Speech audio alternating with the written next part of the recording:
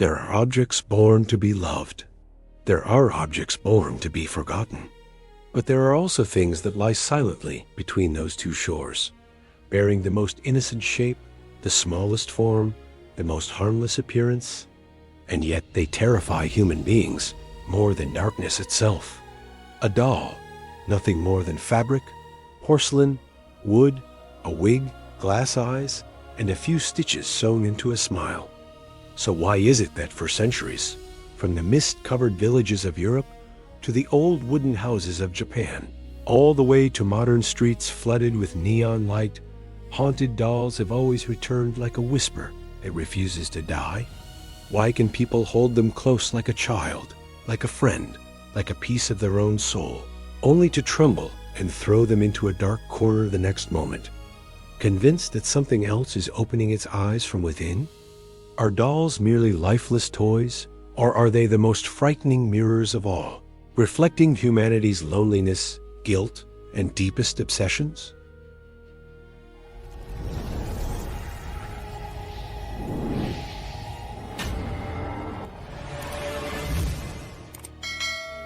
Imagine a winter night so old that the wind itself sounds like a tattered prayer slipping through the roof of a thatched house. In the corner of the room sits a rag doll, sewn from the worn clothes of a dead mother, its hair made of frayed yarn, its eyes two slightly uneven buttons. By day, it is a comfort to the child.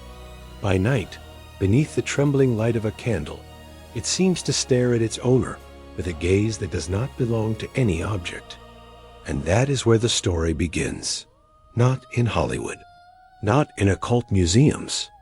It begins in the very moment human beings first created something in their own likeness and quietly asked themselves, if this thing looks enough like a person, might it be able to retain something of a person as well?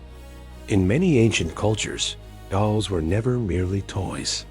They were intermediaries, substitutes, effigies used for prayer, healing, blessing, cursing, protection, bearing misfortune, or carrying the memory of someone who had passed away.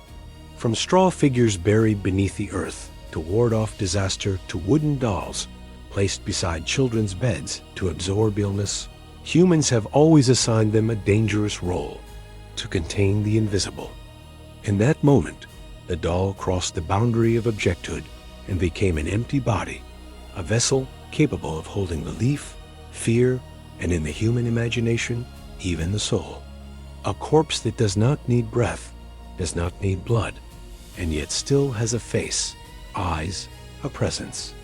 And anything that resembles a human closely enough, while not truly being alive, has long unsettled the human mind.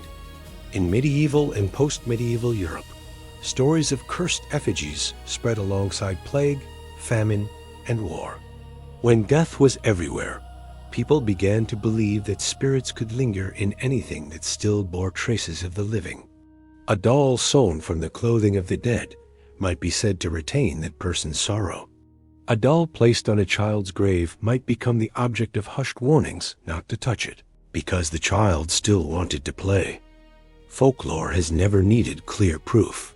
It needs only a stare held too long in the night, a door opening by itself in the wind, the dry sound of porcelain striking wood, and that is enough for legend to be born. And once legend puts on the garment of collective fear, it often lives far longer than the truth. In Japan, the connection between dolls and spirits is even deeper, subtler, and in some ways more terrifying. For a long time, Ningyu were not simply toys. They carried a ritual beauty, the beauty of forms cared for, as if they could suffer evil in humanity's place. Some dolls were sent down rivers to carry away impurity. Others were preserved as treasured family relics.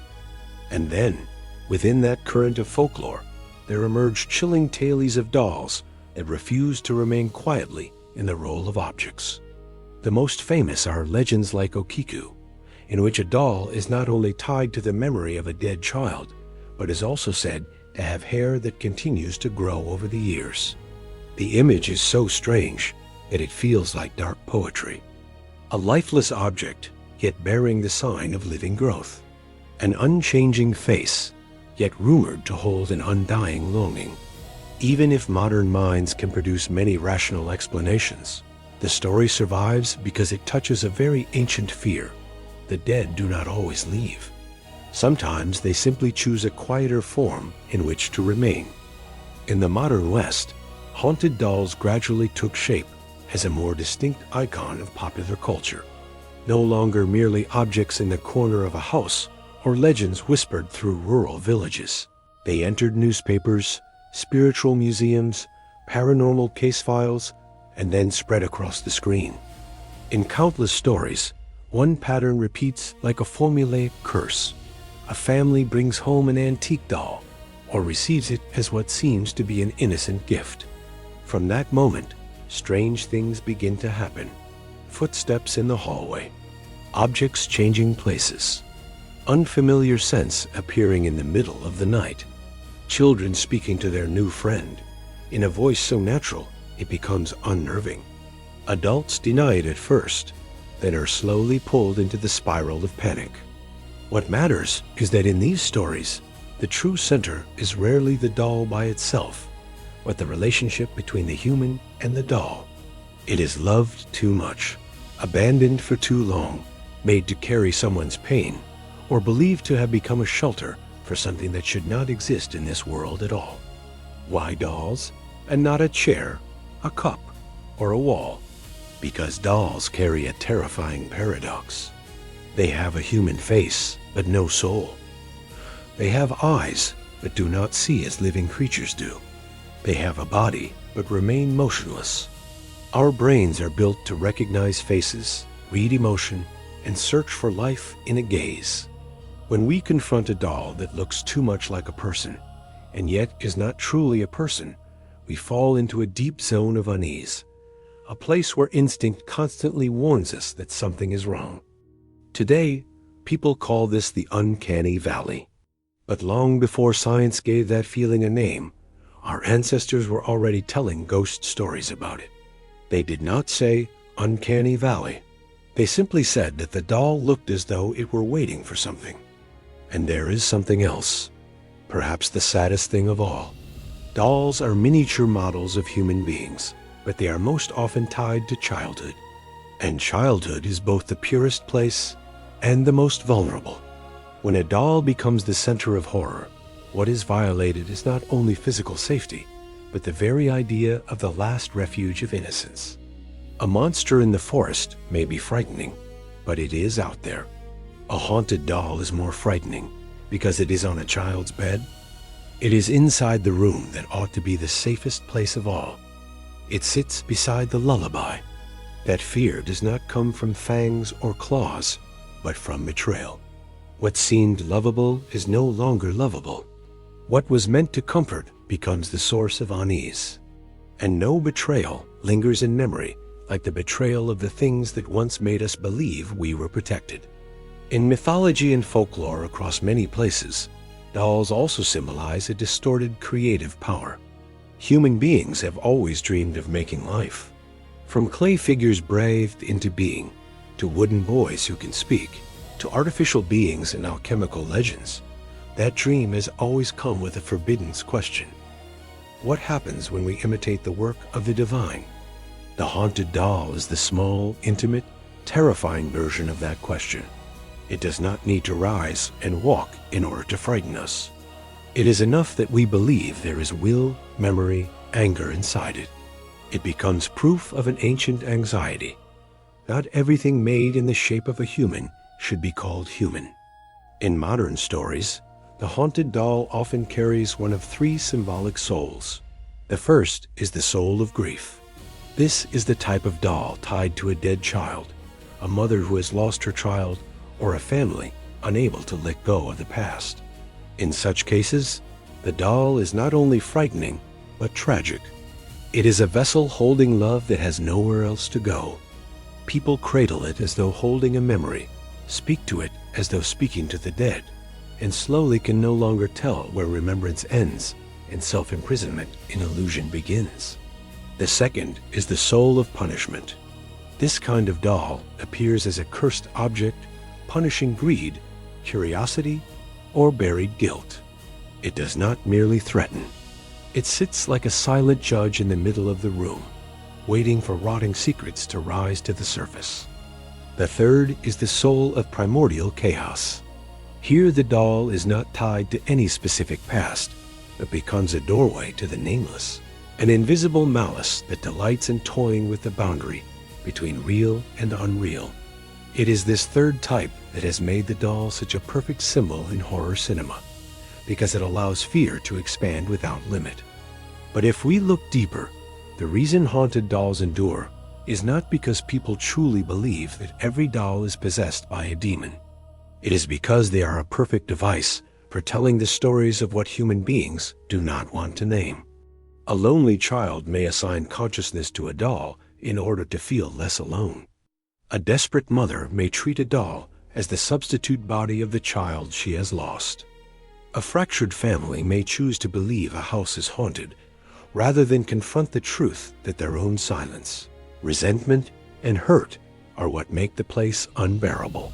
In that sense, the doll is a psychological absorber. It gathers the things we do not say, do not cry over, do not admit. And then, in the darkness, we become afraid of the shadow we ourselves have poured into it. Perhaps that is why haunted dolls do not need to do very much. They only need to sit there. They only need to be present. In the art of storytelling, that is an immensely powerful force. The quieter a cursed object is, the more the audience fills the empty space with fears of their own. A head tilted slightly to one side, a smile that never changes, cracked paint on the cheek like an old wound, glass eyes that catch the light so vividly they seem almost wet. All of those details turn a toy into a character, and not every character needs dialogue. Some exist entirely through the atmosphere they carry with them. The haunted doll is precisely that kind of character, built out of stillness, out of the refusal to blink, answer, or explain, and because of that, it lingers in the mind far longer than screaming monsters ever do. Cinema and popular culture have understood that power all too well. As society entered the modern age, dolls did not disappear from folk fear. On the contrary, they were upgraded. From oral tales, they became globally recognized icons. From objects in children's rooms, they became the face of horror itself.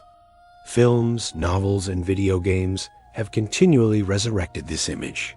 But what is especially interesting is that the more modern the world becomes, the more haunted dolls reflect very modern anxieties. In the past, people feared spirits inhabiting objects. Today, people also fear human emotion being packaged, simulated, and replicated in things that look like us. Dolls, humanoid robots, virtual assistants with voices that are too gentle, digital avatars with familiar faces.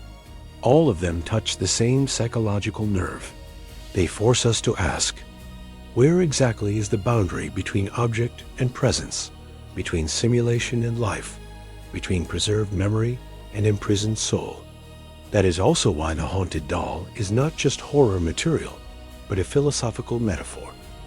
It forces us to confront the question of what a human being really is. What are we beyond memory, emotion, habit, face, and voice? If all of those things can be projected onto an object, can that object become someone?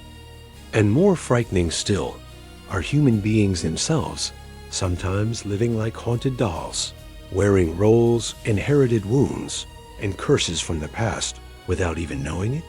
A doll sitting in the dark may be an old toy, but it may also be the image of forgotten memory, of grief left unburied, of the child inside us who never truly grew up. There is one especially striking trait in the lore of haunted dolls. They rarely hunt in the way classic monsters do. They wait. They wait for human beings to come near, carrying with them the need for love, curiosity, possession, or salvation. In other words, the haunted doll only completes its role when a person opens the door and lets it enter their life. That is what sets it apart from mythic creatures that simply represent violence. The doll is bound to relationship.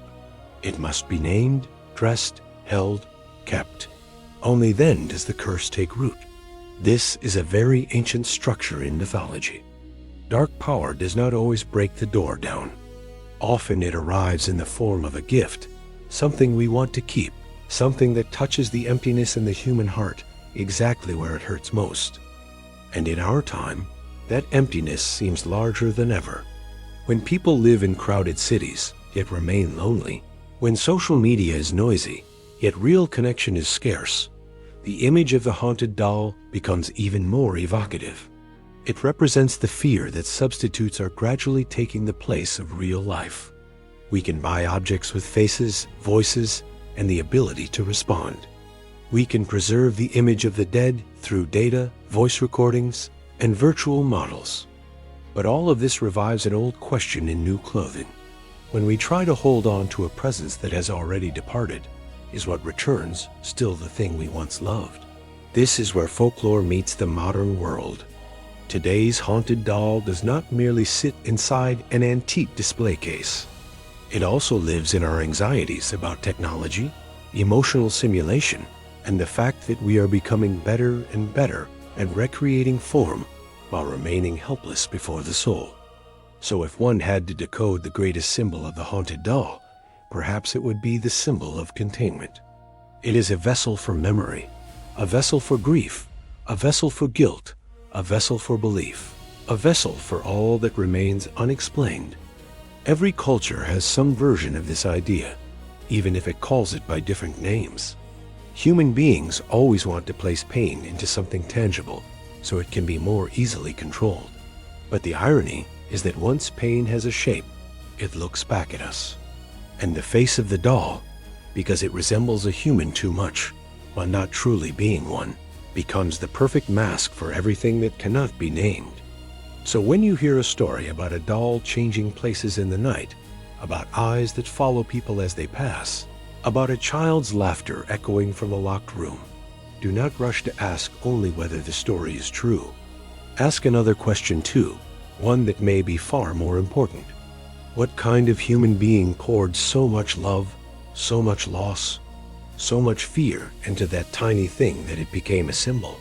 Because sometimes, what haunts the doll is not a demon from some distant realm. What haunts it is the darkest part of humanity itself, the part that has not been healed, not been named, not been forgiven. And that is why, among the countless monsters of myth and horror, the haunted doll holds a place all its own. It does not need to be vast like a dragon, ancient like a mountain demon, or bloodthirsty like a vampire. It only needs to be small, silent, sitting in the corner of a room with a face that is almost innocent. For the greatest fear does not always come from something roaring outside the door. Sometimes it comes from what has been inside our home all along, from something that wears a human face but has none of human warmth, from something we once held in our arms, only to realize one night that perhaps it never truly belonged to the world of lifeless things at all. So the next time you find a dust-covered doll sitting in the fading light of an old house, do not see only a forgotten toy. Imagine all the hands that once touched it, all the tears that fell near it, all the whispers that were poured into it, all the souls of memory that human beings knowingly or unknowingly trapped inside that tiny shape. Because perhaps the legend of the haunted doll was never simply telling us that objects can come alive. It is telling us something colder than that. Human beings can breathe life into their own fear and then give it a very gentle name: doll.